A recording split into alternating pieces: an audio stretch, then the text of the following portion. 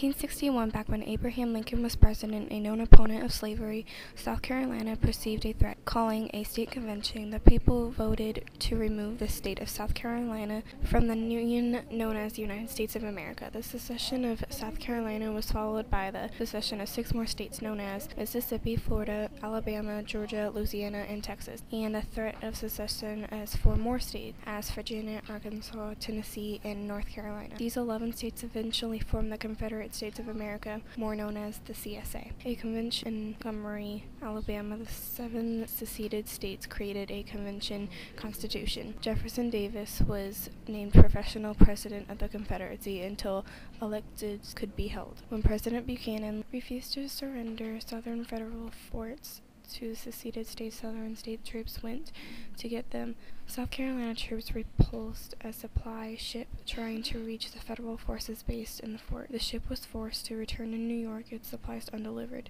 On March 4th, he also said that he would not have any plans to end slavery in those states who already had it. But he also said that he would not accept secession anymore. He hoped to resolve the national crisis without warfare. He believed that was the best way.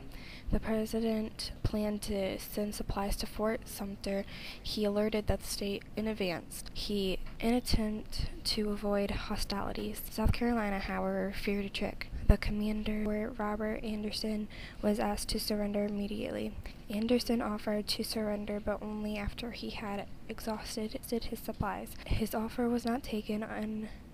On April 12th, the Civil War began with shots fired on the fort. Eventually was surrendered to South Carolina. The attack on Fort Sumter promoted 4 more states and joined the Confederacy. With Virginians leaving, Richmond was named the Confederate capital. Residents of western countries of Virginia did not wish to secede along the rest of the state. The secession of Virginia admitted into the Union as the state of West Virginia on June 20th. Despite their acceptance of slavery, Delaware, Kentucky, Maryland, and Missouri did not join the Confederacy. A combination of political, manufacturing, and Union military procedure kept